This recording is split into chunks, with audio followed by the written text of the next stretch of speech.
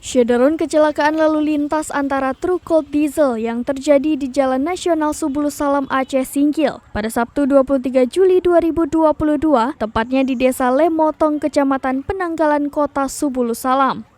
Akibatnya, pengendara sepeda motor Honda CB 150R yang merupakan pelajar di Sekolah Menengah Atas Negeri atau SMAN Unggul Subulus Salam meninggal dunia di lokasi kejadian.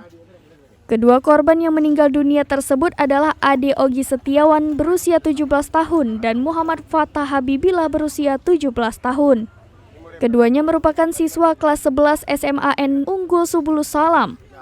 Diduga, keduanya dalam perjalanan pulang ke rumah karena libur. Namun nasib tragis menimpa keduanya setelah mengalami kecelakaan akibat ditimpa truk Colt Diesel yang mundur di sebuah tanjakan.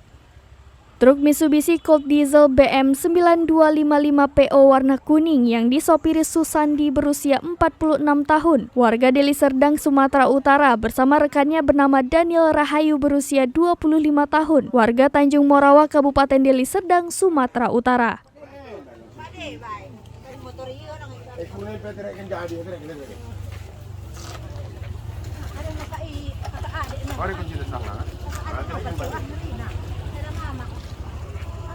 Ini rem na bantu. Lagi. Ya,